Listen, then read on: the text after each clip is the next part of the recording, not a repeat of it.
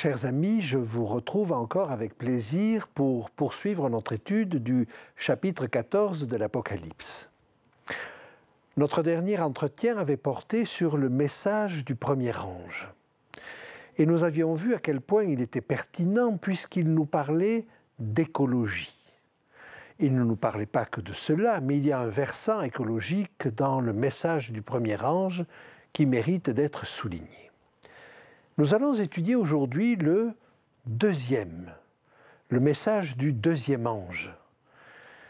Alors, nous allons le lire ensemble, si vous voulez bien, au chapitre 14 et au verset 8. Et un second ange suivit en disant « Elle est tombée, Babylone la grande, qui a abreuvé toutes les nations du vin de la fureur de son impudicité. » C'est un message court. Il n'est pas dit d'une voix forte contrairement aux deux autres, mais il est important. Alors il est question ici de Babylone la grande. C'est la première fois que l'on parle de Babylone, et c'est pour dire qu'elle est tombée. Il y a là quelque chose d'extrêmement surprenant, et nous allons essayer de comprendre pourquoi. Mais le système est voué à l'échec. Alors, cette Babylone va devenir, alors qu'on n'en a pas parlé jusque-là, le personnage principal dans la suite du texte. D'abord, à la 7e coupe, au chapitre 16, et nous allons lire ce passage. Apocalypse 16, à partir du verset 17. Le 7e versa sa coupe dans l'air, et il sortit du temple du trône une voix forte qui disait « Ça n'est fait ». Et il y eut des éclairs, des voix, des tonnerres, et un grand tremblement de terre, tel qu'il n'y avait jamais eu depuis que l'homme est sur la terre un aussi grand tremblement. Et la grande ville fut divisée en 3 parties. Et les villes des nations tombèrent, et Dieu se souvint de Babylone la grande pour lui donner la coupe du vin de son ardente colère. Nous voyons là Babylone tomber au chapitre 16. Mais si nous allons au chapitre 17, on nous décrit plus en détail cette chute, et nous verrons cela quand nous étudierons ces chapitres-là. Et au chapitre 18, on nous reparle de la chute de Babylone. Nous arrivons enfin au chapitre 19, et en première partie, ce sont des réjouissances à la chute de Babylone. Et immédiatement après, en deuxième partie du chapitre 19, alors c'est le retour de Jésus. Nous voyons donc là que la chute de Babylone est le dernier jalon avant le retour de Jésus. Par conséquent, ce qui nous est annoncé là, quand il nous est dit que Babylone est tombée, en réalité, potentiellement, elle est tombée. Elle ne tombera que tout à fait à la fin.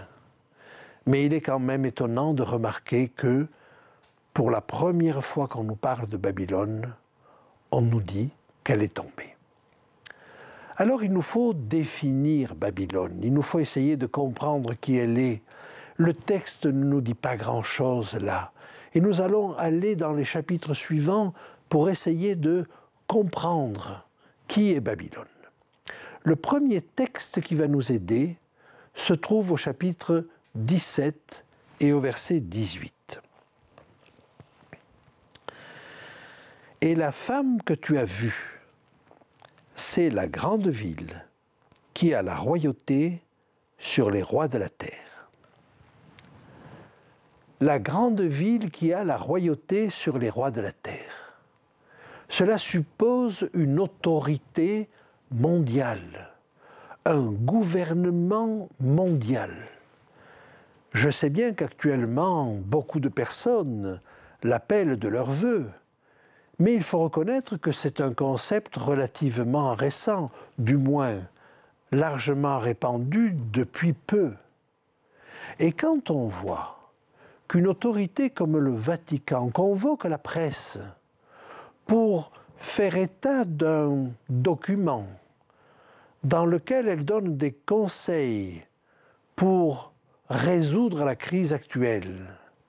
Quand on voit que dans ce document, le conseil est de créer une instance planétaire ayant un pouvoir politique et une deuxième instance planétaire ayant autorité financièrement, on se dit quand même que nous ne sommes peut-être pas si loin que ça de la constitution de ce système. En effet, aujourd'hui, aucun système ne peut prétendre gouverner les rois de la terre. Mais si la demande est forte, est-ce que la chose ne pourrait pas se réaliser? Il nous faut quand même noter dès maintenant un aspect curieux. C'est que c'est une femme qui domine sur les rois de la terre. C'est-à-dire que c'est le côté religieux qui dominerait sur le côté politique. Nous nous trouvons de toute manière, là encore, en face d'un système politico-religieux. Mais d'un système politico-religieux qui n'est plus seulement européen, comme nous l'avons vu avec la bête, qui n'est plus seulement américain, comme nous l'avons vu avec la bête à deux cornes ou faux prophète, mais qui est mondial. Alors, pour essayer de comprendre comment peut se constituer ce système mondial, et nous verrons ça en détail plus tard, j'aimerais simplement vous montrer un texte et vous relire ce texte que nous venons de lire en Apocalypse 16, les versets 17 à 19. Le septième versa sa coupe dans l'air et il sortit du temple, du trône, une voix forte qui disait « Ça n'est fait ». Et il y eut des éclairs, des voix, des tonnerres et un grand tremblement de terre, tel qu'il n'y avait jamais eu depuis que l'homme est sur la terre un aussi grand tremblement. Et notez bien, la grande ville fut divisée en 3 parties, et les villes des nations tombèrent, et Dieu se souvint de Babylone la grande, pour lui donner la coupe du vin de son ardente colère. Plusieurs détails sont donnés ici d'une extrême importance. D'abord, quand Babylone tombe, elle se divise en 3. Ce qui laisse à penser déjà qu'elle était tripartite, c'est-à-dire que 3 parties la composaient. Et sa chute pourrait venir peut-être de sa division. Alors il est vrai que c'est une ville aussi et qu'elle tombe à l'occasion d'un tremblement de terre. Mais nous reverrons ces choses plus tard. Le texte suggère aussi, et nous le verrons plus tard aussi, que ces 3 parties sont celles qui interviennent déjà à la 6e coupe. Pour une simple raison, c'est que ces 3 parties s'adresse, elle aussi, comme Babylone, au roi de la terre. Lisons cela un petit peu plus haut avec la 6e coupe, à partir du verset 12. Le 6e versa sa coupe sur le grand fleuve, l'Euphrate, et son eau tarit, afin que le chemin des rois venant de l'Orient fût préparé. Et je vis sortir de la bouche du dragon, de la bouche de la bête, et de la bouche du faux prophète 3 esprits impurs, semblables à des grenouilles. Ce sont des esprits de démons qui font des prodiges et qui vont vers les rois de toute la terre afin de les rassembler pour le combat du grand jour du Dieu Tout-Puissant. Nous verrons plus tard quel est ce combat du grand jour du Dieu Tout-Puissant. Mais nous voyons là 3 entités, le dragon, la bête et le faux prophète, qui envoient des esprits impurs vers les rois de toute la terre pour les rassembler. Alors, nous constatons que ces 3 entités, le dragon, la bête, le faux prophète, ce sont les 3 entités que nous avons étudiées au chapitre 12 et 13. Et si ces 3 entités associées constituaient Babylone, alors cela nous expliquerait que bien que nous n'ayons pas jusque-là parlé de Babylone, jusqu'au chapitre 14, on nous a parlé de ces trois entités. Et indirectement, on nous aurait parlé de Babylone. Je vais encore vous faire observer autre chose. Si nous allons maintenant, non pas à l'émergence de Babylone, mais à la fin de Babylone. La fin de Babylone est très curieuse, elle sera brûlée par le feu, mais elle ne sera pas jetée dans l'étang ardent de feu et de soufre, qui est le sort final de tous les ennemis de Satan, de Dieu et de tous les suppôts de Satan. Par contre, les éléments qui la composent vont aller tour à tour dans cet étang de feu et de soufre. Lisons-le ensemble. D'abord, en Apocalypse 19 et au verset 20.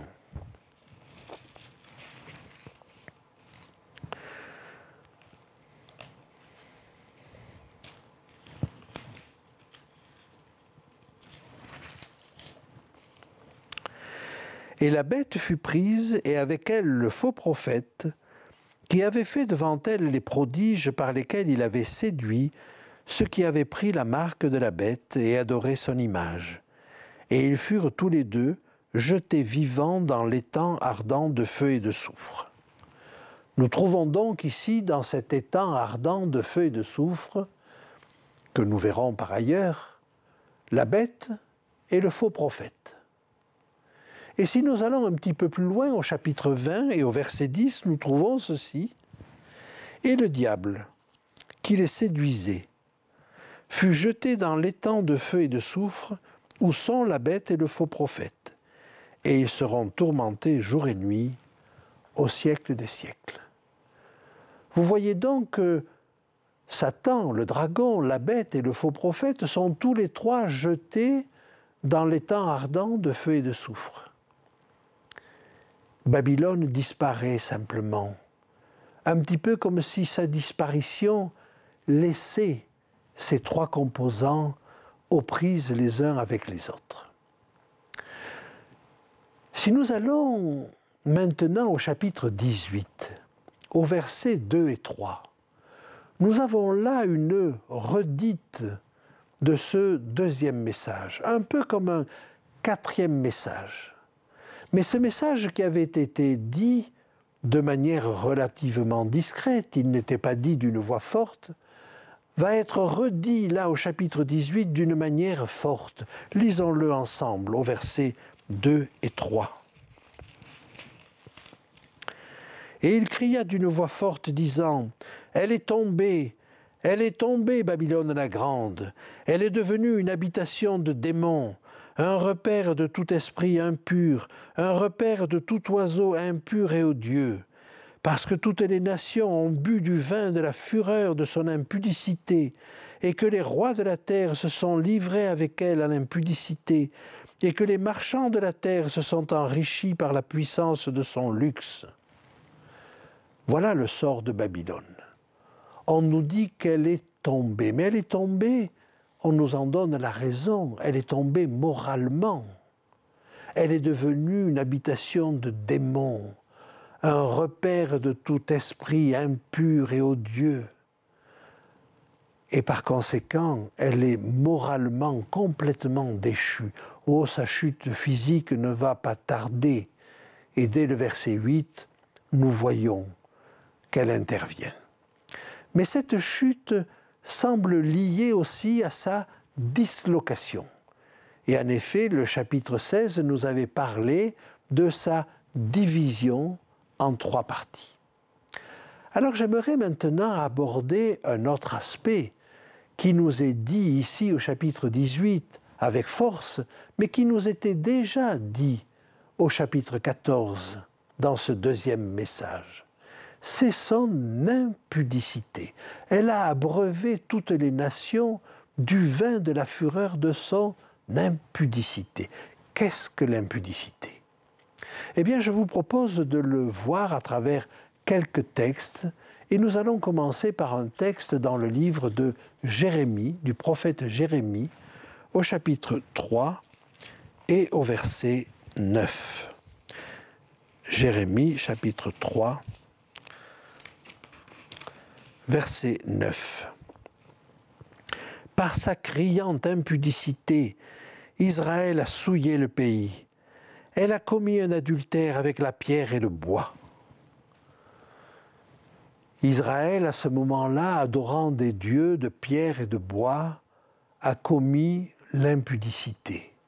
En effet, son mari, son époux, c'est Dieu. Et le fait de se tourner vers d'autres dieux, vers des faux dieux de pierre et de bois, c'est commettre l'impudicité. Donc ces faux dieux représentent cette impudicité que nous allons retrouver jusque chez Babylone. Mais nous allons voir vers où se porte son impudicité. On pourrait citer un autre texte dans Exode au chapitre 34 et au verset 15 et nous trouverions la même chose. Mais chaque fois qu'un système religieux, qu'un peuple cherche des appuis ailleurs qu'auprès de son Dieu, il commet impudicité. Et on se retrouve avec la même chose quand des personnes essaient de consulter les esprits ou de consulter les morts. Nous en avons l'exemple dans le livre de Lévitique au chapitre 20 et au verset 6. Si quelqu'un s'adresse aux morts et aux esprits pour se prostituer après eux, je tournerai ma face contre cet homme, je le retrancherai du milieu de son peuple. S'adresser aux morts et aux esprits, c'est aussi commettre impudicité.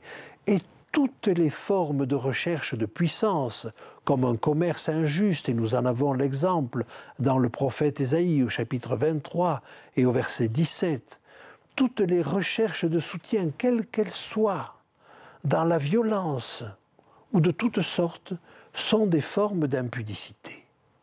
Cette femme apparaît ivre du sang des saints et du sang des témoins de Jésus. C'est que ce que nous lisons au chapitre 17 et au verset 6. Et je vis cette femme ivre du sang des saints et du sang des témoins de Jésus, et en la voyant, je fus saisi d'un grand étonnement. Non seulement elle est ivre du sang des saints, c'est-à-dire que cette puissance qui paraît extraordinaire, cette puissance qui paraît ne rien devoir, ne rien avoir comme obstacle sur son passage, en réalité, cette puissance est oppressive, elle est sanguinaire. Mais ce qui est pire, elle a abreuvé toutes les nations du vin de son impudicité. C'est-à-dire qu'elle a abreuvé toutes les nations de son enseignement, de cette tendance à la collusion entre le politique et le religieux. Mais en entraînant toute la terre dans son sillage, elle a entraîné toute la terre à la persécution du peuple de Dieu.